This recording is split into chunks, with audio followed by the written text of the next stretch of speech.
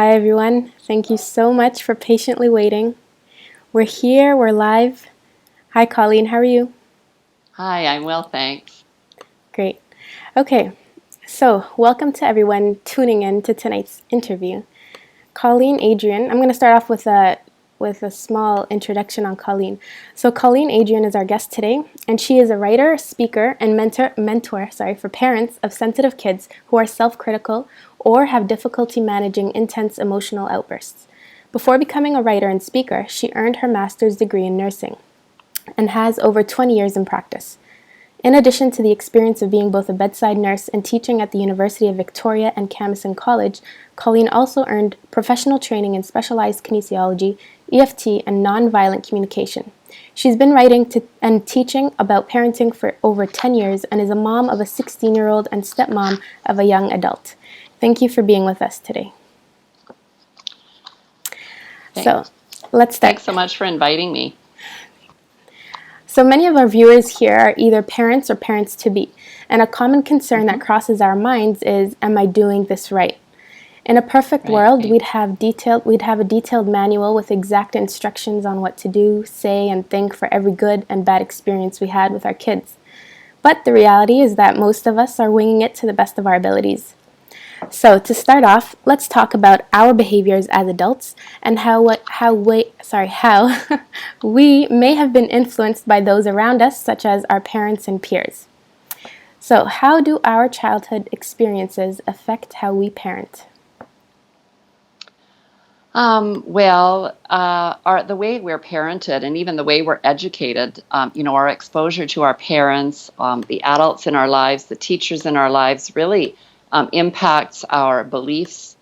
And it does that by, sometimes we think that we have the most effect on our children by what we actually say to them or what we tell them. But in actual fact, a lot of what they pick up is, in terms of subconscious beliefs, is through the things that we allow them even to do or not to do. So, for example, if you're a small child and say you naturally really like to talk a lot, and your parents find that a bit irritating or they shut you down a lot, you might begin to become unnaturally quiet, quieter than you might have otherwise been to avoid punishment or to please your parents, or to keep peace in the family. And what that can do is,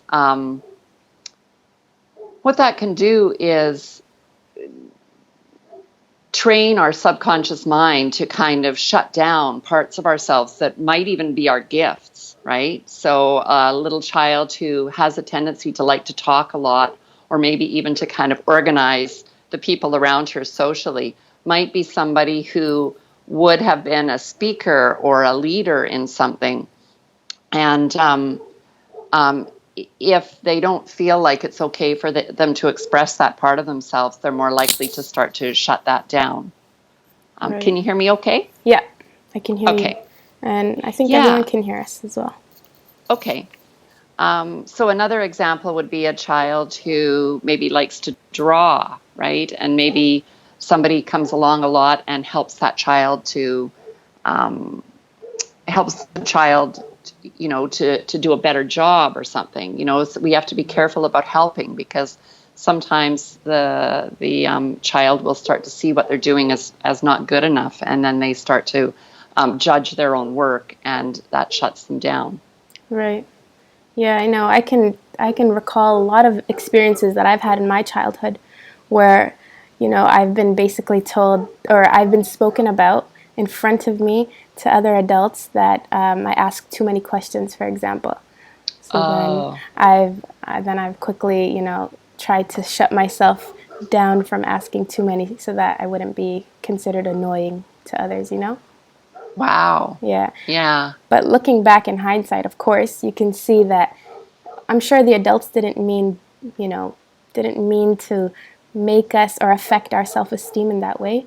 However, as you've mentioned, it is something to consider as we parent our children.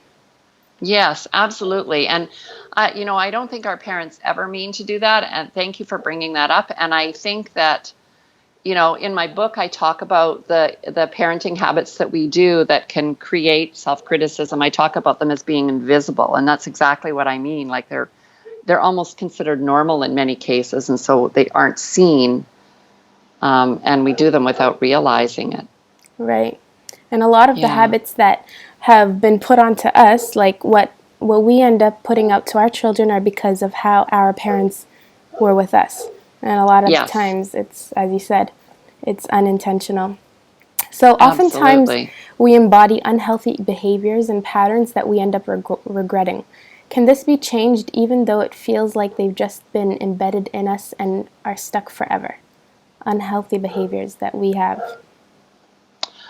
Yes, it absolutely can be changed. And as I've just mentioned, I think part of the challenge is actually seeing what it is that you're doing that is contributing. But once you can see it, then you can make a conscious decision to change it.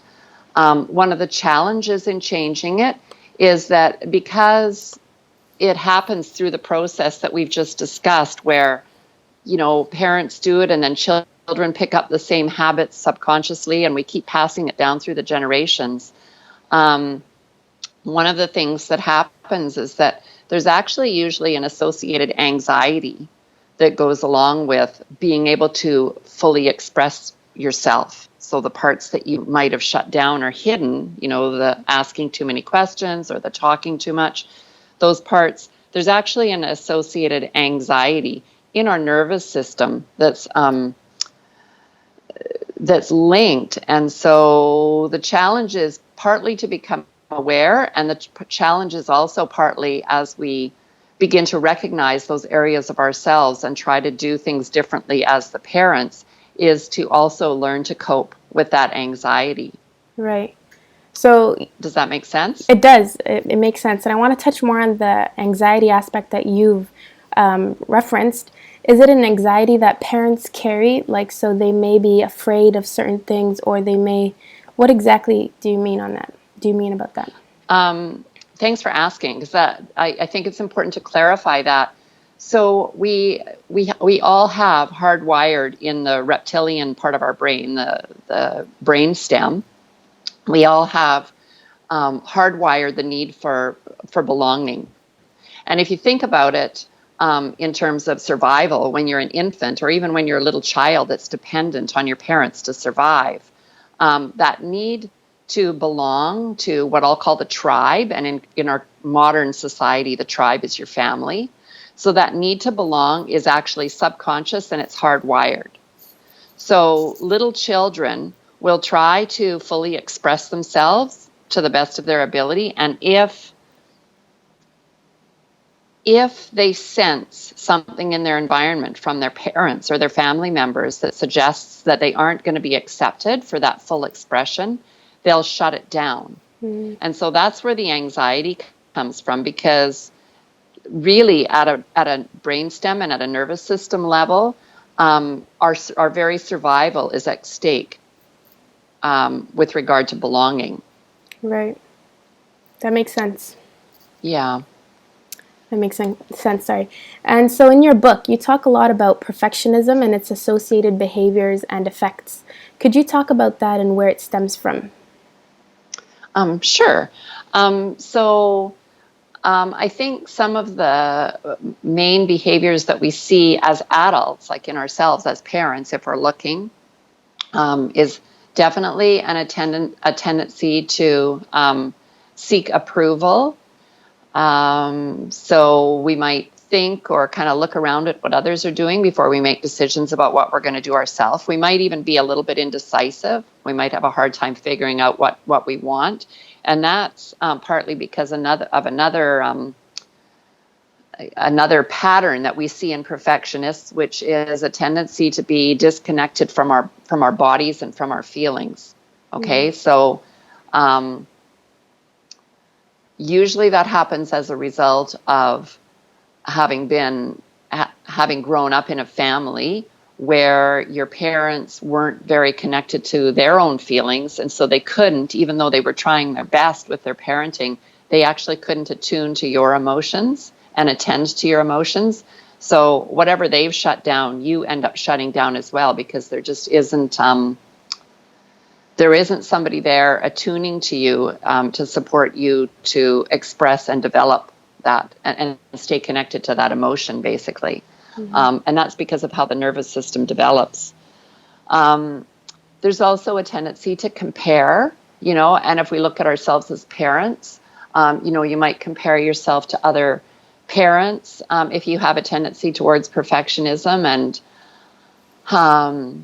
if you might see something that another parent is doing and thinking, oh, I think they're doing a pretty good job and I'm doing that too, so I'm okay. We use it to evaluate ourselves, right? Or you see somebody else doing something and you think they're maybe having a really successful time getting their child to school on time, right? And you're always late. So you compare yourself to those other parents, but you judge yourself, right? And you feel discouraged, or you feel down, or you feel, or you see somebody who's doing something that you don't agree with, and you might kind of judge them or say, like, how could they do that, right? So this tendency to compare ourselves is often also associated with judging either ourselves or others. And I want to be really clear that, it's easy to say we shouldn't judge others, but I want to say with really deep compassion that we actually never judge other people unless we're actually already first judging ourselves, right? That's deep. So it's a real indication of some pain that we're holding inside of ourselves. Right. My friend always says this. She said it's a projection. So we're projecting onto others, but the reality is we have to take a look at what's happening within us, right? Yeah, that makes a lot of sense. So what are signs and things to look out for? And can it be prevented? So in our children? Right. In our children, you're thinking, right? Right. So signs in our children would be things like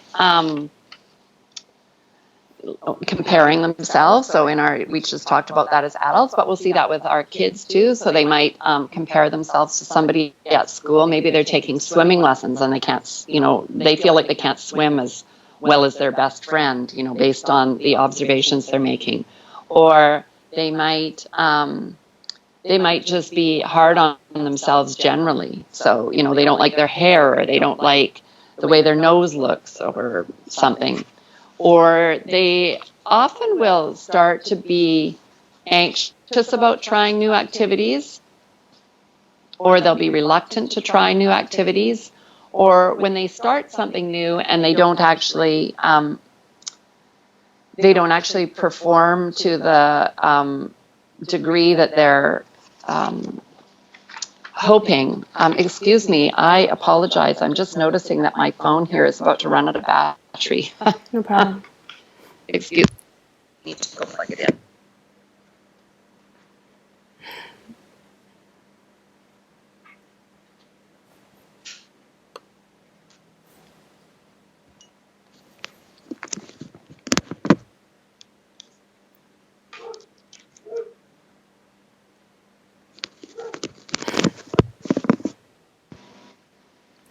Okay, can you hear me okay? Yes.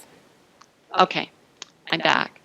So I apologize. No problem. So we were talking about things that you see in your kids. Yeah, so actually what I often hear from parents is that either kids just won't try new things, right? Or they have a lot of anxiety about trying new things, or they have a lot of anxiety in general. And you asked another question. Can you remind me what the other question was? Can it be prevented? It definitely can be prevented. And the way we prevent it is typically by using parenting practices on a regular basis that promote self-esteem and self-worth. Right. Okay. And we're going to touch on that soon. Okay. Yeah. But actually, go ahead. Finish what you were saying. I just want to ask the viewers if anybody out there has ever tried with their children who's been criticizing themselves to say to their child, oh, that's not true, or oh no, you really are a good swimmer, or something like that, because typically those things don't work. Typically they fall flat, and the reason is because we really need to support our children to have a high self-esteem in different ways. Once they're actually already doing that comparing, it usually doesn't work to tell them it's not true. Oh, interesting. So, do you think that it's natural for children to kind of compare? I think there are a lot of environments that children end up being in where they end up learning this. But is it always a learned behavior, or is it ever something that's just innate, where they have to learn how to like navigate? I think that I think that a little bit of comparison is sometimes common. And what I do actually talk with parents about quite often is the tendency to copy, you know. So, you know, little Sally will come home from her grade 2 class and she's, you know, copied her best friend, you know, or she said, I remember when my son came home one time and said that, you know, his favorite thing was hockey, right? And he didn't play hockey, but I knew his best friend did.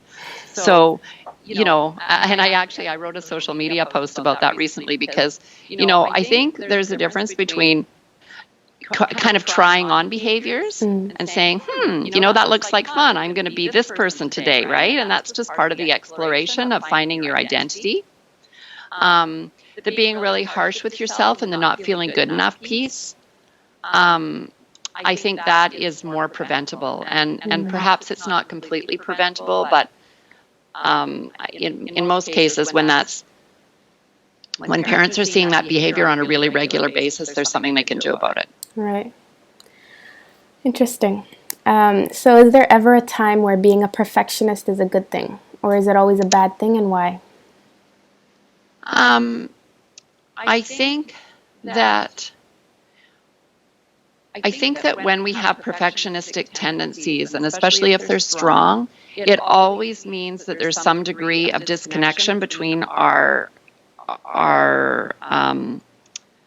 there's always some kind of a disconnection in terms of being able to feel our body and our emotions. And there's always some aspects of ourselves that are shut down, that we're afraid to express. So, you know, I don't know if I would characterize it as good or bad. I would say that it's always self-limiting. It always limits our ability to express ourselves and our gifts that we bring to the world to the fullest extent. And it always takes a lot of energy that could be spent otherwhere, because there's a little radar in the back of our reptilian brain sort of always scanning the environment for other people's approval or not. Interesting. So how do parents teach their children self-esteem and self-worth? So I think a few of the most important ways to do that, I could talk for that alone about an hour, but a few of probably the top ways to really focus on doing that are, first of all, to really do some of the things that we can do to hone in on really seeing them and hearing them deeply. And so what that involves is really accepting who they are and accepting the things that they share with us and the stories that they share and the experiences, and really leaning in and listening deeply with curiosity and with interest. Noticing what their gifts are and paying attention. For instance, you know, the example we used earlier was about maybe a little child, you know, talking a lot and kind of being annoying to parents. So noticing what the child's need might be and supporting them to express that in a way that fits with the family, as opposed to really just focusing on the behavior. So to sort of sum that up in one sentence, it's focusing on the needs and the child's intention and meeting the needs, as opposed to focusing on changing their behavior. Another really important way to foster their self-esteem and self-worth is to really be careful about how we might praise them. So often parents praise children Often they do it when they're really happy for their children, or they can see their children have made an accomplishment that they're excited about. But we do it for all kinds of different reasons. Sometimes we do it because we want our child to repeat a behavior. Oh, good job. They did the dishes when we asked them to. And you want them to do it again. So you sort of reward them with your approval, right? Which is a bit of a slippery slope. You'll notice I use the word approval, right? And that seeking approval is really linked. Like our love for them needs to not be, and our acceptance of them needs to not be linked to their behavior. And that's a really big paradigm shift that I think a lot of parents are trying to make now that wasn't going on, 20 or 30 years ago. Yeah. So when we praise them, we need to be focusing on their effort that they're making, and their feelings, as opposed to using descriptors like good or bad. Interesting. And if that doesn't make sense, I can give you an example. Yeah. Yeah, why don't you give us an example, like a scenario, let's say, a common thing. Okay. So your child just passed swimming lessons, the swimming lessons level, and she's really excited about it. So what can you say instead of using a good or bad descriptor? What can you say instead of good job or great work? You can say, you can share in their feelings. I see how you're really happy. You've really made a big accomplishment. I'm so happy for you. I can see you're really proud of yourself too. Let's go celebrate, or congratulations. So using words that are celebratory, or that are indicative of your feelings of joy for them, are more supportive than using good or bad. Because the problem with using good or bad descriptors is that they begin to register that, and it's all subconscious. They don't do it consciously. They begin to register, that was good. So what's going to happen the next time that they aren't doing so well in swimming lessons, and they think that maybe they're going to fail? Do you think they're going to want to continue? Right? They're going to start to have anxiety about it, and they're going to want to quit. So, and the other strategy that you can use there is acknowledging the amount of effort that they're putting in, as opposed to the actual accomplishment that they made. So you're working really hard in swimming lessons, and I'm proud of you, and I'm happy for you no matter what, or I see, maybe your child is telling you, like, I wish I was doing better or something, and then your response can be, you might have to work for a little harder at this level, or maybe you'll even have to do it twice, right? Like using language that builds the belief that we make accomplishments through effort. And sometimes it takes more effort than others, as opposed to we're good at something or we're bad at it. That makes sense. That takes a lot of conscious effort, I think, on the part of the adult. And sometimes it's not only the parents who have that influence. It could be other adults. It can be that swimming instructor. It can be a teacher. It can be a lot of different things, an aunt or an uncle. And I think that's another challenging aspect that sometimes we don't expect, and it's a reality. Yeah. I agree. It's challenging, and it's partly, one of the barriers and one of the challenges, again, is that so many of these things, and I call them invisible, because they're many things, like even saying good job, is still really considered socially and culturally kind of normal, and supportive, really. And it's not that supportive, and I get parents who come to me and say, well, I praise her, like I never tell her she's bad at anything. Like why am I having this problem? And why is she having this problem? Right? It has a lot to do with them seeking our approval and just validation. Yeah. That's something that I really need to take note of. I have a little one. She just turned 1, so there's a lot of things that will probably be, coming up as time progresses and she gets older. But if anyone has any questions, you're more than welcome to ask them in the comments section, and I'll read them out loud to Colleen. I have a question myself. I wanted to know, how do you combat negative self-talk. So children who are already, stuck in the rut, they're just maybe being extremely negative, and how do you combat it? So one of the ways that I might approach that would be to really empathize with the child about how they're feeling in that moment. And so say the child, say you're trying to encourage him. Say you're a teacher at school and you're trying to encourage him to go to the PE class, and he doesn't really like PE, and he's like, I can't do it anyways, like I'm terrible at PE, and, or maybe it's math, right? Mm-hmm. So an important first step is to really acknowledge their feelings and to just meet them where they're at. Because sometimes that resistance really just needs to be heard and seen in order for them to feel a bit more resolved inside of themselves. Interesting. So would you say that, so once a child has convinced themselves of something, it's a parent's duty to encourage them to continue, or to, I guess, change that belief if it is a negative one, would you say? Do you mean about doing something? Yeah. Or would you say that it's better to just let it play out and see what happens? I think you need to let it play out. I think,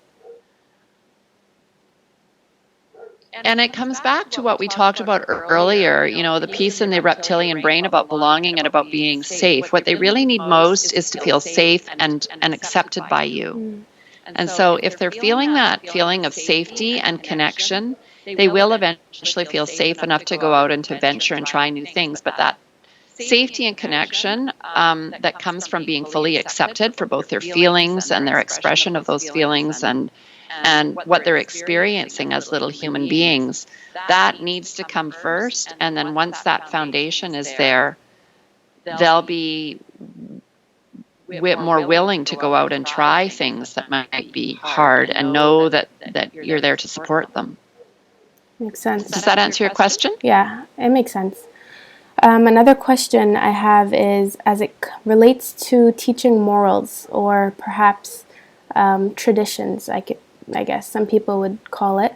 So it could be that a parent considers a certain behavior to be inappropriate in public, right? So when a child does do something in public, how do you approach that without hurting their ego, like embarrassing them, for example, and you want to maintain that self-esteem, self-worth, right?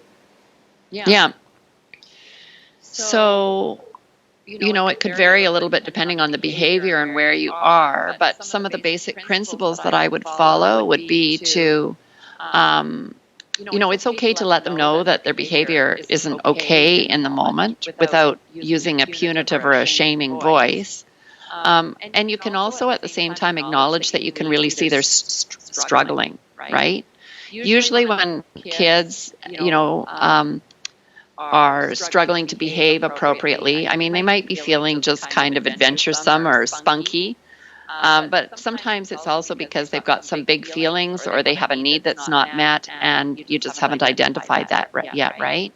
The classic meltdown in the grocery store. Sometimes they're overtired, sometimes they're hungry, sometimes it's overstimulating to be in a big grocery store with a lot of things that look really good that you can't have, or sometimes you're at church and you're supposed to be quiet, and being quiet is just like, it's hard to be quiet for a long time when you're a little kid, right? So acknowledging that that seems to be really hard for them in that moment goes a long way to maintaining your connection as well. Makes sense. We have a question from one of the viewers. She says, how does a parent manage self-criticism as an adult? So would that be managing it when it's coming from somebody else, or managing it when it's in your own head? I'll just wait for your viewer. Sure. or our viewer to clarify. Maybe we'll go on to the next question and then we'll come back to that when she's answered Okay. that. Another question is, how do you approach or speak to a child afterwards when a friend or relative of the mom's criticizes a child or compares the child to another child? I would check in with the child about how they're feeling. They're probably going to be feeling hurt, or not good enough. Those things that we feel when we get compared.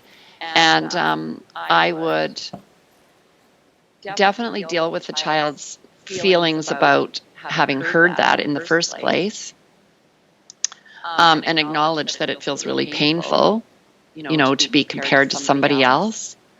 And then personally, I would say something about what I believe. And so for me, that would be, some people believe it's okay to compare, one child with another or one adult with another. But what that does is it doesn't allow us to see each people's gifts as individuals, right? Like it doesn't. There isn't really such a thing as good or bad, and that might sound like it's too complicated for a young child to understand. But I can tell you, I've been doing this with my own son since he was 4, and I've experienced seeing, his shoulders drop and his face relax. I think there's something about the truth of it that really resonates with them, even if the words and the concepts might be a little bit bigger than you would expect them to be able to understand. Yeah. I think a lot of us probably think that way. Like, how can I explain this in a way that they would digest it? Yeah, and you can do your best to keep it simple, but sometimes even if it seems bigger than it is, it just them hearing that there's a different way of looking at it and that it's not really about comparing. I can remember when my son was was struggling with swimming lessons, but he was a really strong reader, when we had a conversation one day because he was comparing himself to somebody. And I said, isn't that, I acknowledged his feelings first and we dealt with all of that, feeling like he wasn't a very good swimmer and so on and so forth.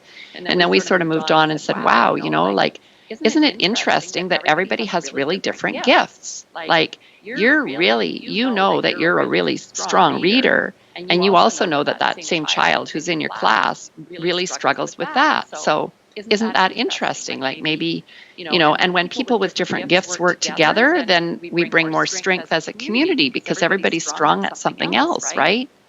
So just helping them to see a different perspective. No, it's not about comparing with each other as much as it is about recognizing our unique gifts. Mm-hmm. And on the part of that question was about criticism. So when someone criticizes the child in front of the child, it could be that they're saying something truthful, right? Or what do you think? Like when someone's criticizing your child, it could be that your child maybe is being that thing, but it was just said in a way that was kind of harsh. Yeah, and I'm going to add that if they've said it in a way that sounds critical, they've almost certainly, in any example I can think of, they will have been focusing on the child's behavior instead of what their intention and their need was. Right. Good point. Right? So we can practice using different language and focusing on different things. We can say, gee, he sure was a little brat at the grocery store. Or we can say, wow, he was really struggling. Mm-hmm. That must have been so hard for him. One is really compassionate and acknowledges his need that isn't met and his struggle, and the other one focuses on his behavior not being good enough. Right. They're both true. Mm-hmm. Right? So back to the question. She says, I'm going to reread the question. How does a parent manage self-criticism as an adult towards myself, she says. Okay, so when you're feeling self-critical yourself, or you're feeling hard on yourself, That's a really tough one, and I think for a lot of people, it's a process that goes on over a period of months and years, and it's a process of being reflective and recognizing the beliefs that you have that are causing you to judge yourself.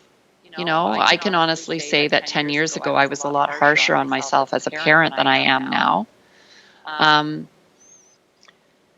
But reflecting and so getting some insight to what my beliefs are that are causing me to, think that I'm not good enough or think that I'm not a good enough parent. And the things that have supported me and that I think support a lot of parents that I work with are not only getting insights and trying to change those beliefs, but also beginning to surround yourself as much as you can with people who are more compassionate both with themselves and with you, because it's kind of like it kind of helps you reparent yourself, right? To have other people around you who are compassionate with you even when you're being hard on yourself, and then you start to realize that maybe you were just oh yeah, I really was doing my best. It really is okay that I did that with my child and it didn't turn out the way I hoped, or I lost my patience with my child and I wish that I didn't, or and the other thing that I would encourage viewers to do is that if they're really struggling with it, or they're really having it really often is linked to underlying anxieties that are tied with those beliefs from childhood. And so, getting support. Sometimes it helps to talk with a therapist. Often it's more helpful to, work with a somatic practitioner or somebody who does craniosacral therapy, or somebody who helps to relax the nervous system, because that can help you learn to start to relax yourself enough to be more accepting Interesting. of the mistakes that we all make, right? There isn't such a thing as perfect. Right. It's a myth. In case you didn't know. Yeah. Is there such a thing as an emotional or overly sensitive child expresses his or her emotions open and cries easily? And is it natural? And how do you prepare them for the real world? She says, she adds much more challenging / requiring tougher skin. There are, I believe, from what I've seen, more and more emotionally sensitive kids in the world. Seems to be more coming into the world these days. And the problem with trying, first of all, to our viewer, I really appreciate the question and the wondering about whether or not you need to support them to have tougher skin, because what I hear in that is your concern and your worry that they're not going to be okay because the world is kind of harsh, right? And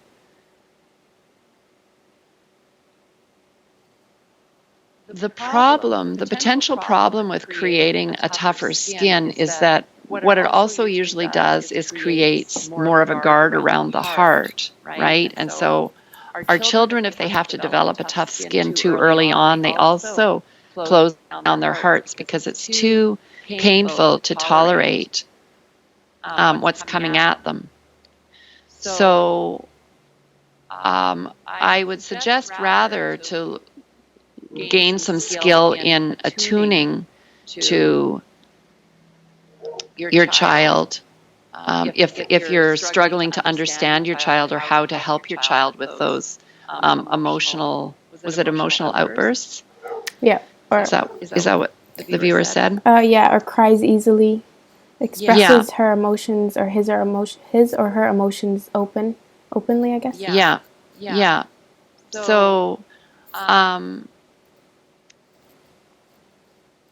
to some extent that can be a sign that they're really still open and they haven't started to guard their heart. But I can, without knowing more details, it sounds like maybe it's happening more often than the parent is comfortable with, or it thinks is appropriate or natural under the circumstances. I don't know if I can answer any more than that without knowing more details. But I will say that that viewer might be interested in having a look at my website, because I do teach a course that's going to be online for the first time in about a couple of months, that's specifically about dealing with children who are 4 to 11 years old who struggle with emotional outbursts or are very sensitive emotionally. And it helps parents understand how to attune to them and how to meet their needs, and also how to help them manage their own emotions. Thank you. So she might find that helpful, he or she. Yeah. Those are the only questions that we have. If anyone else has any questions, you can quickly type them in. So for those who are interested in learning more, where can they find you? And you just mentioned one of your courses. Yeah. That's my upcoming course that'll be online for the first time, but I've been teaching it locally in person. And I will just add about that course, it's for parents typically of 4 to 11-year-olds, but I do have a teacher in my current course that I'm teaching locally, and I also have a parent of a 3-year-old, and they're finding it very helpful. I do one-on-one mentoring with parents as well, who are struggling with any of the issues we've talked about today, as well as emotionally intense and sensitive kids. And of course, my book is available on my website as well. My website is www.colleenadrian.com. Thank you. I have linked the website in the description box below on the YouTube video. And this video will be saved online for anyone who would like to rewatch it, because a lot of good points were mentioned. This concludes the questions I have for you. Thank you very much for joining us, and thank you to all our viewers for tuning in. All right, that's all for now. Thank you so much. Thanks so much for having me. Bye-bye.